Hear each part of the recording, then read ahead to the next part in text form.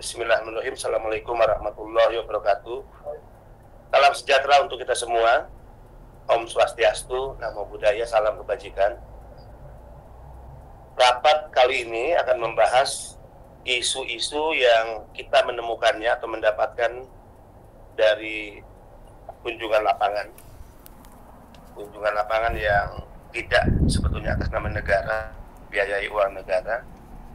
Hanya inisiatif saja saya dengan sesama untuk datang ke Hong Kong.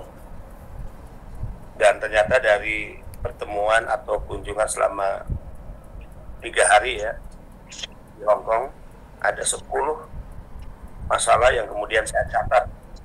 Yang masalah ini saya temukan dari berbagai pihak, tentu dari teman-teman NGO, kemudian juga para pekerja migran Indonesia lebih khususnya. Ini mohon perhatian kita semua, Bapak Ibu sekalian. Yang pertama, isu yang masih menghangat adalah terkait overcharging.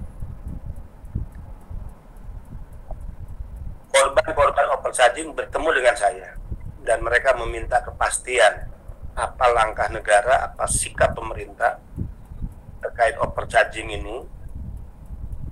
Dan selama di Hong Kong dalam satu kesempatan saya telepon Pak Rendra, ya, Pak Rendra, dan saya katakan kepada beliau bahwa jika PP2MI tidak akan mundur ya, bahwa langkah-langkah mediasi adalah bagian dari upaya penyelesaian sudah dilakukan, dan dari langkah-langkah mediasi itu ada korban yang sudah menerima hak penuh dikembalikan oleh para P3MI, tapi juga ada yang baru sebagian dan sama sekali belum menerima. Sehingga keputusan kita adalah 2 langkah. 1, kita akan ajukan rekomendasi pencabutan izin. Ini tidak perlu dibahas lagi, ya. Tapi ini adalah sikap kita. Ini sikap yang ditunggu oleh para PMI korban di Hong Kong. Jadi saya minta Ibu Biro Hukum segera ya, membuat surat rekomendasi untuk diajukan kepada Kemnaker terkait pencabutan izin perusahaan-perusahaan tersebut. Artinya begini, tugas kita adalah hingga kita melakukan rekomendasi. Sikap Naker bukan urusan kita, tapi kita harus menunjukkan bahwa kita memiliki sikap yang tegas dan jelas. Itu aja sebetulnya. Kedua, yaitu laporan yang bersifat pidana. Tugas kita juga hanya pada sampai melaporkan. Persoalan nanti itu berproses atau tidak bukan juga persoalan kita, ya. Supaya kita tidak punya beban moral untuk menjelaskan kepada para korban. Misalnya kalau korban masih menanyakan, Pak, uang saya nggak kembali, ya udah Mbak, kita sudah mengambil sikap ini loh. Karena kita paksa-paksa lewat mediasi juga dia nggak mau ngembaliin, kan gitu ya. Ya udah, akhirnya kita minta perusahaannya dicabut. Dan secara hukum kita sudah menyampaikan ini kepada pihak kepolisian. Jadi kita enak jawabnya. Ini yang pertama. Dan saya sudah banyak mengumpulkan bukti-bukti juga yang mereka berikan kepada saya kemarin di lapangan. Yang kedua, selain overcharging, ini penting di catatan kita, adalah terkait data ganda. Bukaan di forum ini, dan saya juga sangat menyesal ya, 3 tahun saya memimpin, saya tidak pernah mendapatkan informasi di feeding oleh internal bahwa sebetulnya ada kejahatan di masa lalu yang terjadi dilakukan oleh pihak perusahaan dengan melakukan manipulasi dokumen data diri. Saya percaya tidak mungkin teman-teman di BP2MI tidak tahu kejahatan ini. Saya tidak mungkin juga ya, Pak Depril yang pernah bertugas di luar negeri tidak tahu ada praktek kejahatan ini. Kita tidak boleh lagi berdiam diri dan menganggap ini hal kecil gitu. Sehingga ketika saya pertama kali tahu tentang adanya data ganda dan kemarin di Hong Kong mendapatkan laporan itu, mungkin saya bisa salah di hadapan Bapak Ibu sekalian. Tapi bagi saya, jika seseorang data dirinya dipalsukan, Siti jadi Markona, umur sekian kemudian dituakan, ya, dan karena alasan itu adalah alasan untuk dia berangkat ke luar negeri, PMI-nya korban. Tapi yang jahat adalah yang melakukan pemalsuan dokumen. Bisa dibayangkan Bapak Ibu sekalian, ini ilustrasi saja. Satu saat dia akan mengakhiri bekerja di luar negeri dan kembali ke Indonesia. Pertanyaannya, ya, hak-hak sebagai warga negara dia hidup di Indonesia, maka data mana yang akan digunakan oleh pemerintah? Ini persoalan serius, ya, persoalan serius. Nah, yang pasti rame adalah dengan sistem yang berubah, Pak Yana. Antisipasi, Pak. Dengan sistem yang dulu lewat Cisco TKLN, sekarang ke Siap Kerja, maka Siap Kerja menggunakan data berbasis NIK, ya kan? Nah, sehingga ketika si PMI akan berangkat ke luar negeri, berproses secara normal melalui Siap Kerja, maka nama itu tidak akan ditemukan lagi. Gitu. Ini akan menjadi masalah serius. Nanti saya minta pertimbangan dari Bapak Ibu sekalian. Saya ingin negara segera mengakhiri, apakah nanti ada semacam amnesti gitu kan, kepada mereka yang menjadi korban data ganda ini, untuk dia memilih, ya, atau seperti apa. Ini pentingnya. Tadi ilustrasi ya, Siti menjadi Marcona. Tanggal lahir misalnya 72, ya, dipalsukan jadi 75. Coba bisa dibayangkan itu. Ya. Ya, ini harus pendekatannya memang pendekatan kacamata batin. Kalau enggak, ya kita pasti nggak peduli. Lah biarin aja lah dia data ganda atau apa, urusan nasib dia kerja, nasib dia. Kalau kita berpikir begitu, ini urusan nasib orang loh. Bahwa itu bukan urusan kita, penyelesaiannya iya, tapi kita harus mengambil inisiatif.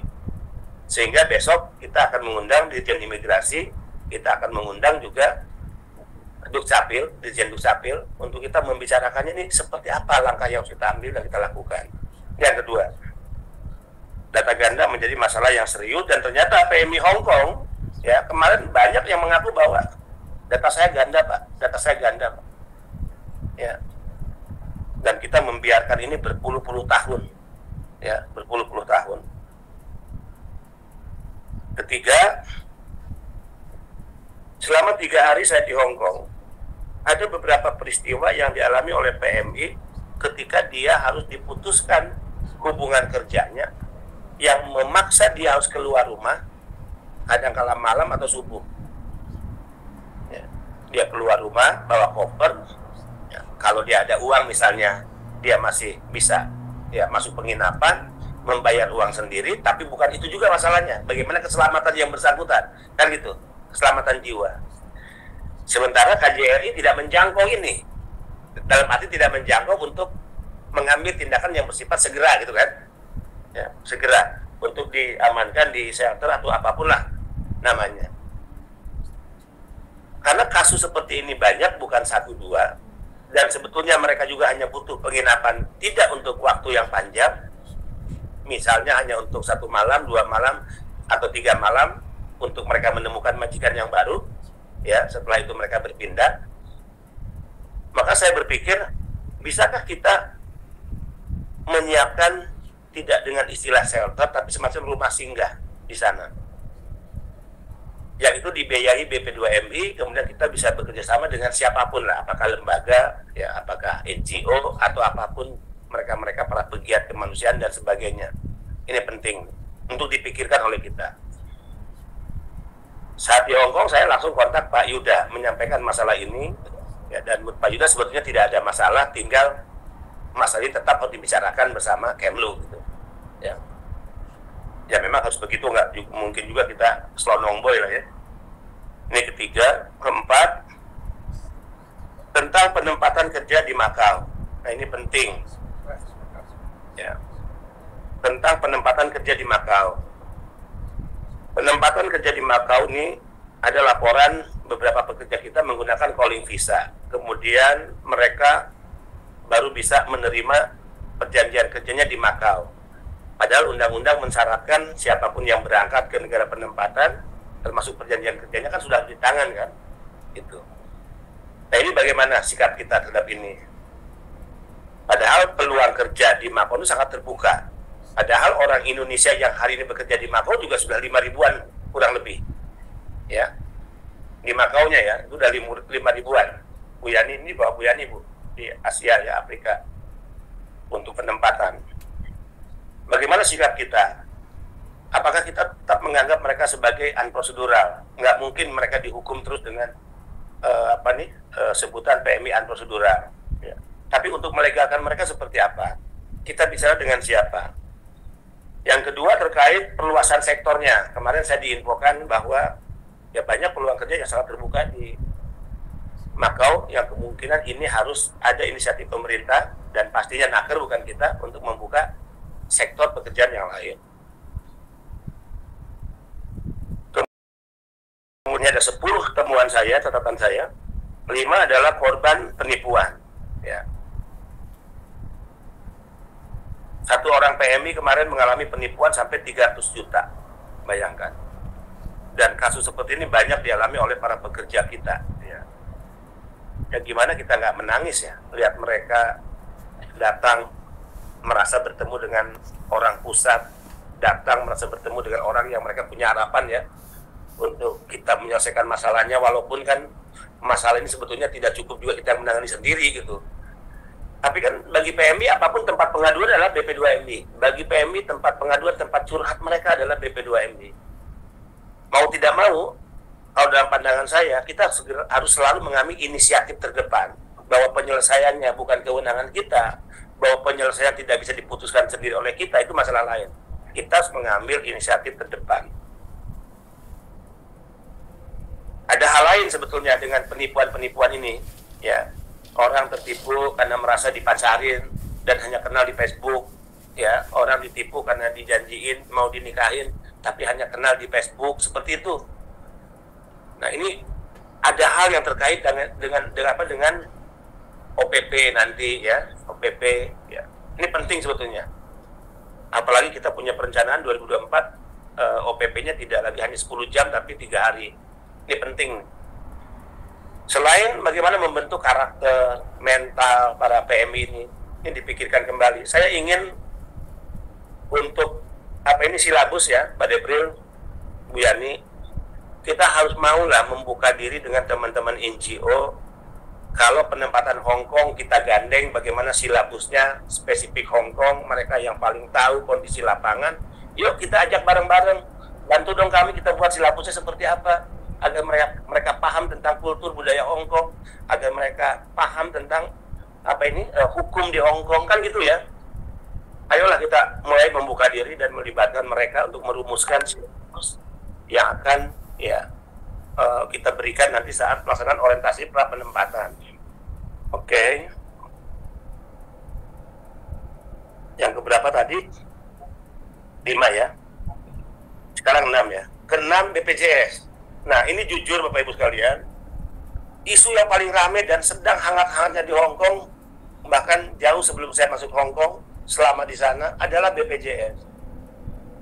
Karena dalam alam berpikir PMI, rakyat itu kan begini, gua ini mau cari kerja, gua ini mau cari makan, ngapain lagi sih dipersulit gitu, ya kan? Merasa, jadi wajar juga kalau mereka berpikir begitu.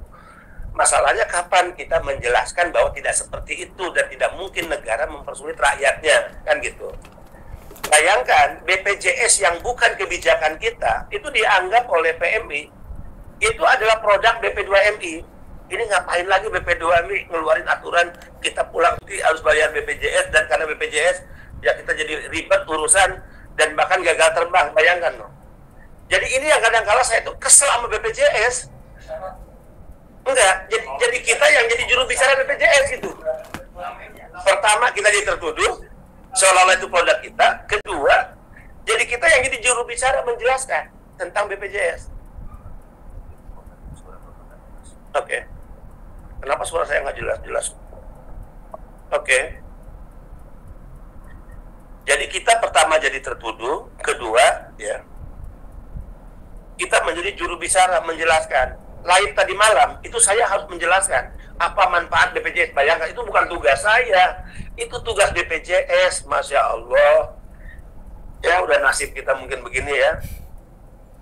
Nah, kemarin itu terpaksa di hadapan para PMI di Victoria Park, saya telepon satu, siapa Pak? Saya telepon tuh Pak Rinardi, siapa dari BPJS yang saya telepon itu direktur apa ya? Ya, yang kemarin saya telepon aja, Bapak nggak perlu ngomong ada ini ada itu. Yang kemarin saya telepon itu siapa? Direktur kepesertaan. Saya telepon, ya, dan saya sampaikan ke yang bersangkutan, Bu, saya sedang di hadapan para PMI di Hong Kong di Victoria Park. Ya, mereka mengeluhkan karena mereka tidak pernah mendapatkan sosialisasi tentang BPJS. Bagaimana cara membayar BPJS, apa manfaatnya BPJS. Ibu diminta loh untuk sosialisasi. Nah, akhirnya dengan jawaban beliau, saya masukkan ke mic, didengar oleh para PMI yang berkumpul, ya beliau menjanjikan untuk melakukan sosialisasi. Jadi inisiatifnya dari kita lagi tuh. Padahal itu tugas BPJS. Pak Rendra, saya telepon, ya, di depan para PMI. Pak Rendra, tolong jelaskan BPJS itu terkait syaratnya harus seperti apa, ya, untuk membayar, manfaatnya apa, itu diatur dalam peraturan apa? Ke nomor 4 tahun 2023 yang terbaru. Disitulah PMI baru jelas, oh iya, BPJS bukan produk BP2MI. BPJS terkait persyaratan dan juga manfaatnya tidak diatur oleh peraturan kepala badan, kepala BP2MI tapi naker. Nah, kayak gini-gini nih, ini kembali menjadi seolah-olah tugas kita. Ya. Kalau istilah Sunda itu apa? Iblisnya. Istilahnya BP2MI itu, istilah bahasa Sunda itu. Ketempuhan apa itu? Nah, ketempuhan itu apa kalau bahasa Indonesia? Hah? Tertuduh, jadi tertuduh lah ya, ketempuhan kalau sudah. Oke, tadi yang ke-6 ya. Sekarang ke-7. Yang ke-7 saya bertemu dengan Ibu Seringatin. Sedikit berdiskusi. Ibu Seringatin udah ada belum ya? Ibu Seringatin? Ya, selamat Pak. Bu, kita udah mulai nih. Ya, nanti saya minta Ibu untuk memberikan beberapa pendapat, saran untuk kami ya. Ibu ya, saya ketemu dengan Ibu Seringatin dan beberapa pihak ya di salah satu tempat. Beliau mengusulkan agar BP2MI bisa melaksanakan FGD. FGD ini yang melibatkan perwakilan. Perwakilan itu adalah ada Hong Kong, kemudian Malaysia, Singapura, Taiwan. Dalam pandangan beliau tuh alasannya adalah ini ada kesamaan bahasa yang digunakan dan juga kultur ya. Nanti kebutuhannya apa? Nanti makanya saya undang Ibu Seringatin untuk apa sih pandangan Ibu Seringatin yang menjadi bagian dari pegiat ya, yang selama ini concern membela hak-hak buruh migran kita di Hong Kong khususnya, yang pasti juga beliau banyak berinteraksi dengan komunitas-komunitas pekerja migran di berbagai negara, khususnya di Asia misalnya. Apa yang dilakukan negara, apa yang dilakukan oleh BP2MI sesuai kewenangan BP2MI. Nanti FG-nya seperti apa ya, output dari FG itu apa ya, kita harus sampaikan juga. 8, terkait email. Email tanggal, dalam ratas tanggal 3 Agustus 2023 di Istana Negara, Presiden sudah menyampaikan bahwa untuk PMI ya tidak lagi dalam hal registrasi email itu berbayar ya. Nah, ternyata di lapangan pasca ratas tanggal 3, pasca keputusan Presiden, ya masih ada juga ya terjadi misalnya yang dialami oleh para pekerja kita. Nah, ini kan seolah-olah tidak sinkron nih antara keputusan Presiden yang sudah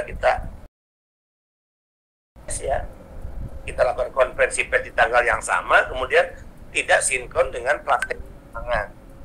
Yang tertuduh kita lagi, bayangin loh.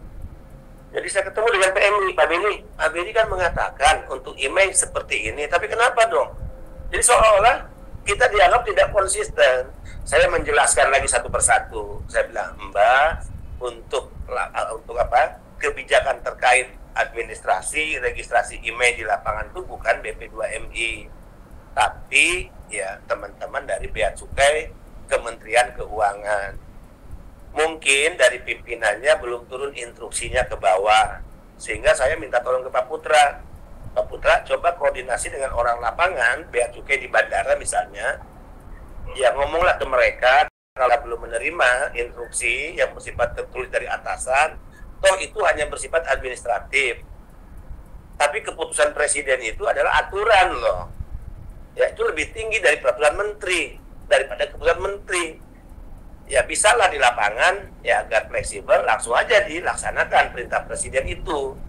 Nah ini kan tinggal sejauh mana kuatnya komunikasi, koordinasi balai di lapangan, khususnya yang ya di wilayah yang ada bandara-bandaranya, khususnya bandara internasional. Ini kepala balai tolong diperhatikan dengan serius ya, karena yang menjadi tertuduh kita lagi nih terkait email ini jika belum berjalan di lapangan.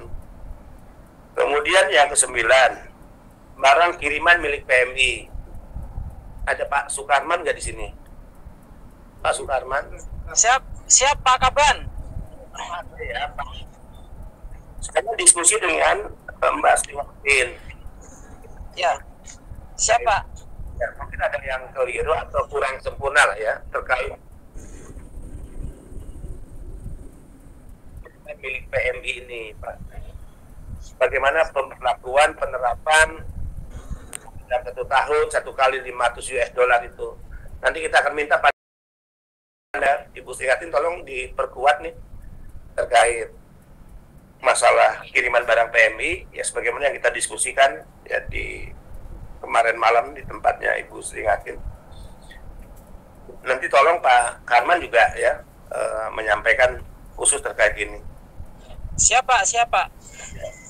Kemudian yang ke-10 adalah kurang tersosialisasinya program BP2MI ke PMI. Ini mohon dengan sangat humas nih.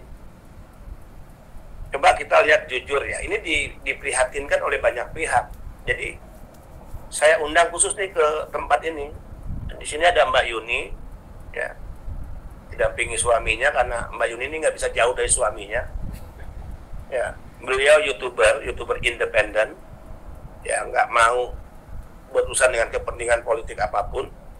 Ya, beliau juga banyak mengadvokasi masalah-masalah pekerja migran di Hong Kong. Ya, followernya sudah cukup banyak, viewernya cukup banyak, dan beliau melakukan kritik secara keras pada saya. Beliau mengatakan, Pak, kalau saya lihat program-program BP2MI itu bagus. Kalau saya lihat yang melakukan BP2MI itu bagus. Masalahnya, setiap itu diberitakan melalui media sosial BP2MI yang nontonnya 70 orang, yang nontonnya 40 orang. Dan kita cenderung konservatif, yang istilah beliau itu apa ya, berita tentang BP2MI itu kayak majalah dinding gitu. Itu istilah beliau. Kayak mading. Kalau mading kan urusan waktu kita sekolah SD itu, sekolah SMP, SMA, mading gitu. Ya. Itu kritik beliau pada saya. Saya kan senang kalau dikritik. Ya, yang penting ini konstruktif enggak? Berbasis objektivitas enggak gitu. Beliau sampaikan. Terus saya ini juga bukan siapa-siapa. Beliau ngomong gitu. Bapak kan BP2MI lembaga negara. Ada anggarannya. Saya bukan siapa-siapa. Kok satu kali posting viewer saya bisa ribuan, satu kali saya endorse Pak Beni bisa 44.000. Itu 44.000 loh satu kali, ya Mbak ini. Satu kali beliau bantu saya tarik untuk ya saya ngomong melalui live 44.000. Dan ini nggak pernah terjadi dan dilakukan melalui media sosial yang dikelola oleh negara. Bapak ini negara loh, BP2MI. Saya ini bukan siapa-siapa. Artinya kalau bicara anggaran, resources Bapak lebih kuat dari saya. Saya bukan siapa-siapa, saya bukan orang terkenal. Itu pendapat beliau. Maksud beliau adalah sayang kita di lembaga negara punya program yang bagus sebetulnya, tapi kita terlalu konservatif berharap lewat website. Ya website mah tuh rakyat juga bingung ngeklik di mana, mencet apa kan gitu. Itu kan konservatif. Padahal ini udah eranya media sosial gitu. Contoh tadi diajari tentang kolaborasi ini, Gastri. Belum 10 menit yang nonton udah 700. Ya. Saya panggil teman-teman humas tadi. Mana humasnya tadi? Itu yang saya katakan, secara teori teman humas ini paham, Bu, anak buah Ibu ini. Saya tanya tadi. Oci, siapa lagi tadi? Sesta. Mungkin tanya si Idel, tanya si siapa itu sana satu lagi tuh. Si Mario. Kalau saya tanya ke mereka, paham nggak kolaborasi lain? Paham. Masalahnya nggak pernah melakukan. Teorinya paham, tapi nggak pernah mengambil inisiatif untuk kapan memulai, kapan melakukan. Ini contoh, sayang lah ya, banyak hal yang baik. Ini kan dia independen nih. Dia didatangi, Mbak Yuni datangi oleh orang-orang partai, nggak mau dia. Saya nggak ada urusan dengan partai politik. Ya, ada orang-orang partai mulai nawarin ke beliau untuk kerjasama, datang khusus ke Hongkong, ketemu beliau. Enggak, saya bukan orang partai politik. Tapi kalau Anda datang ke saya, tujuannya baik, boleh kita kerjasama, tapi tidak berpartai. Sehingga saya ajak beliau, nanti beliau akan kita beri kesempatan juga menyampaikan beberapa hal terkait kondisi Hong Kong seperti apa dan sebagainya ya. Selain tadi Mbak Sri Ngatin. Nah Bapak Ibu sekalian, ada 10 hari saya. Tadi saya tiba jam berapa Pak saya tamat? Setengah 1. Saya langsung ke kantor karena saya nggak mau cara-cara kerja yang lambat. Sebetulnya capek, sebetulnya pasti juga diprotes istri. Loh ayah kok datang nggak langsung mampir rumah, langsung ke kantor? Ya udah resiko lah ya. Hari ini kita akan merumuskan apa pandangan atau perspektif BP2MI terkait isu-isu tadi yang kalau kita lihat 1-10 itu tidak seluruhnya menjadi bagian internal kita, tapi ada keputusan yang diambil bersama dengan lembaga lain dan kita sudah menyiapkan rapatnya besok. Jadi ini real ini ya. Dari Hong Kong saya dapat 10 poin, hari ini saya buat dalam rapim, kita rumuskan, besok kita undang pihak-pihak terkait. Pihak terkait yang akan kita undang besok adalah 1, Dirjen Dukcapil sudah oke, ya untuk datang. 2, Dirjen Imigrasi, ini tentatif waktu beliau, ya. Kemudian Kemlu, ya Pak Yuda udah oke. Kemudian dari Kemnaker, ya, Dirjen Bina Penta. Ya. Nanti kalau ada tambahan saran dari Bapak Ibu sekalian, saya persilahkan. Demikian sebagai pengantar pemantik diskusi kita dalam rapim, saya ingin beri kesempatan untuk memperkuat. Pasti banyak yang kurang nih yang saya sampaikan di 10 poin kepada Mbak Sri Ngatin. Mbak Sri Ngatin saya perkenalkan hadir dalam rapim ini adalah para pejabat eselon 1, pejabat eselon 2, dan juga para kepala BP2MI di 23 provinsi ya. Silakan Mbak Sri Ngatin untuk waktunya. Terima kasih Pak Beni atas waktunya dan juga kesempatan yang diberikan. Saya berharap nanti bisa memberikan masukan kepada Pak Beni ya selaku pejabat yang memang kita harapkan memang mampu bertindak lebih cepat lah dibanding yang lainnya gitu. Nah kemarin dari apa yang disampaikan Pak Beni tadi sebenarnya saya juga ingin melaporkan update terbaru apa yang sudah kita temukan. Nah yang pertama kita sangat welcome sekali ya dengan apa yang akan dilakukan oleh BP2MI untuk melibatkan teman-teman ormas PMI di luar negeri. Karena kenapa? Karena sekali lagi kita yang tahu bagaimana update perkembangan aturan di negara penempatan tersebut dan juga bagaimana sih aturan-aturan semua yang dibuat oleh pemerintah Indonesia itu bisa dilaksanakan atau tidak khususnya karena kita yang paling diatur dalam setiap aturan yang dibuat oleh baik itu BP2MI, Kemenaker maupun Kemenlu.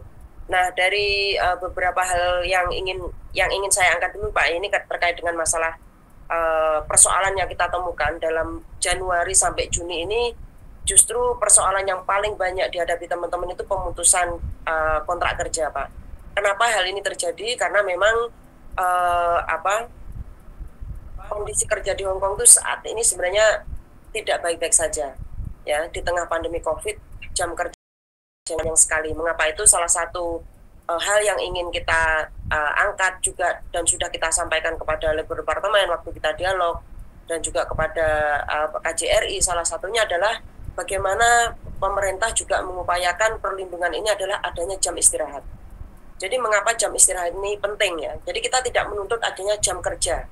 Jam kerja mungkin bagi masyarakat Hong Kong dianggap PRT migran yang tinggal di dalam rumah tidak mungkin diatur oleh jam kerja ya. Karena mereka sangat bingung pengaturan jamnya. Mengapa itu?